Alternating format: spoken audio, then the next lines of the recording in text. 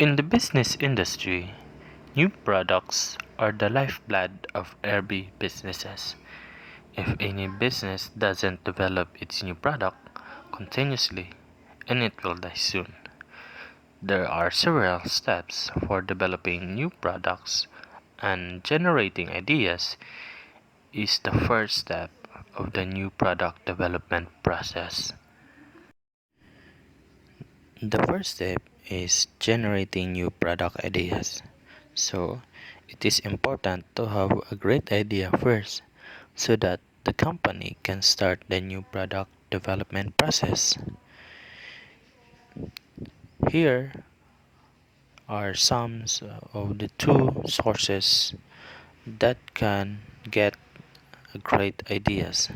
First is the internal sources, and the other is the external sources. The internal sources refers to the sources of the ideas within the company, such as researchers, manufacturers, sales personnel, and other organizational personnel. The example of the internal sources is the basic research. It is referred to the research and development department of a company which is responsible for discovering a new product and works on improving an existing product. So the next example of internal sources is the manufacturing. Accordingly, the people who manufacture the products often have the ideas about modification and improvements as well as completely new concept. So, yung tinutukoy dito is the employees within the company. They are the ones who are responsible for manufacturing or product processing, and also sila yung nag-contribute ng ideas how to improve the product. The third example will be the salesperson. So they are the company's salespeople or the representative who are also helpful sources of ideas, since they are not only know the customers best but also they know the competition and the relative strength and weaknesses of the existing product. The last example of the internal sources is the top management. So they are the employees who knows the company's needs and resources and is a real observer of technological trends and our competitive activities. The second is the external source. So these are sources of ideas outside the company. Example of external source is the secondary source of information. So it is refers to publish list of new products available, license, and ideas for new product venture. The second example is the competitors. So the competitors are good sources of ideas. Researching competitors can give a company the idea which things is missing in the company's products or which things is missing in the competitors' products. Then the company can decide what things are needed to be included in the new product. A company should remember the competitors, not enemies, but strength. The next example will be the customers. So, most probably, customers are the most important sources to get new product development ideas. The customers knows the best what they need and what they are looking for. It is the most important thing to deliver satisfaction by providing exactly what are the customers wants. For instance, when you know that your customer needs a specific product or a special features on many particular products, then it will be easier to make that exactly what your customer need, and then you will get satisfied customers. The next example is the resellers. So they are also acknowledgeable in product development because they are the ones who sell the products to the customers and therefore usually receives positive and negative feedback from the customers or consumers. The last example is the foreign markets. So these are the companies from the other countries with unique product features and design, which can be a good basic for generating new concept in developing a new product. The question is, which is more important? Accordingly, external sources are more important as compared to internal sources because internal sources are only based on the employees and external sources are based on the informations from the market situation. Internal idea sources are highly valued in the new product development literature. The second step will be the screening product development ideas.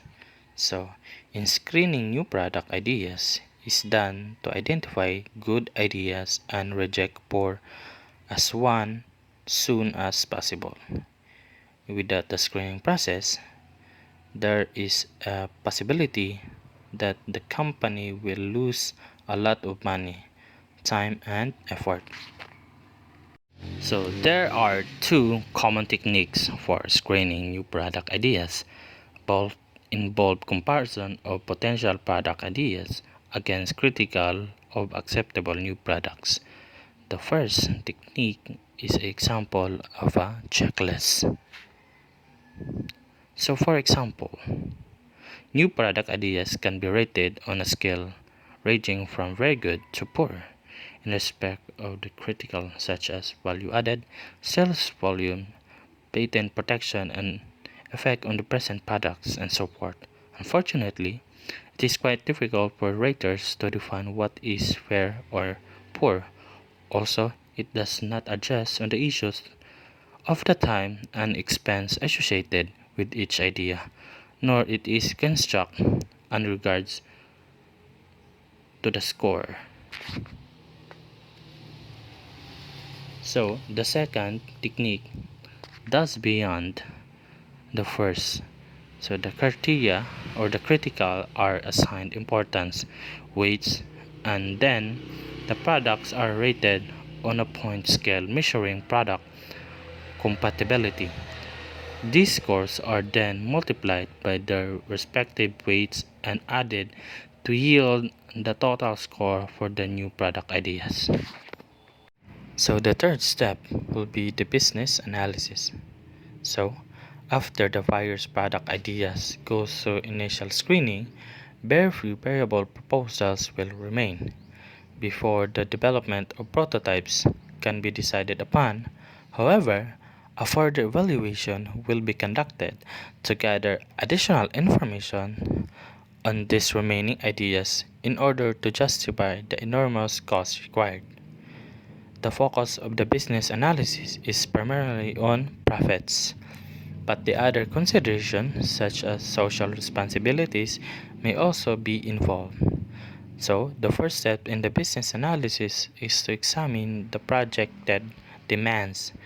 This would include two major sources of revenue: the sales of the product and the sales of license over the technology developed for or generated as a byproduct of the given product.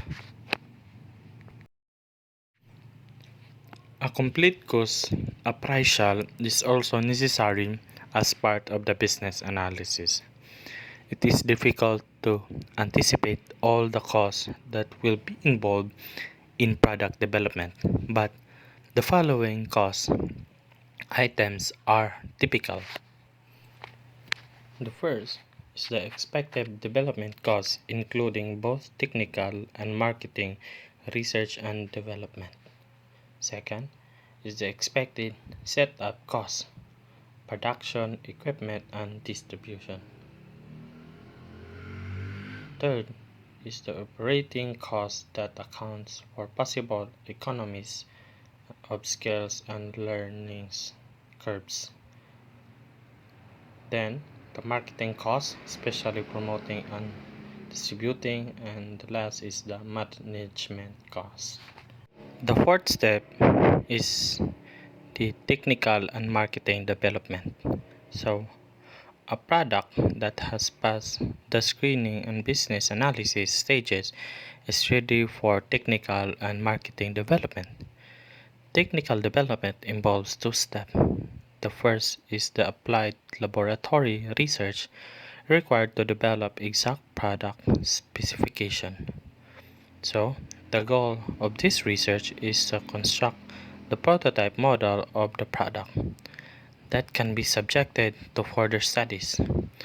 Once the prototype has been created, manufacturing method research can be undertaken to plan the best way of making the product in commercial quantities under normal manufacturing conditions. The marketing department is responsible for testing the new product with its intended consumers and developing the other elements of marketing mix. The testing process usually begins with a concept of test. The product concept is a synthesis or the description of the product idea that reflects the core elements of the proposed product. The second aspect of the market development involves consumer testing of the product idea. This activity must usually await the construction of the trial prototype or preferable limited run production methods or models. Various kinds of consumers' preference can be conducted. The product itself can be exposed to consumers' taste or use taste tests. Packaging, labeling, and other elements in the mix can be similarly studied. Comparison tests are also used. The fifth step is the manufacturing planning. So, assuming that the product has cleared the technical and marketing development stage, the manufacturing department is asked to prepare plans for producing it. The plan begins with a appraisal of the existing production plant and the necessary tooling required achieving the most economical production. Fancy designs and materials might be hard, if not impossible, to accommodate on existing product equipment. New machinery is often time consuming and costly obtained. Compromise between attractiveness and economy is often necessarily. Finally, manufacturing must consider the other areas of the organization, what is required of each. More specifically, they should be determine how to secure the availability of required funds, facilities, and personnel at the intended time, as well as the methods of coordinating this effort.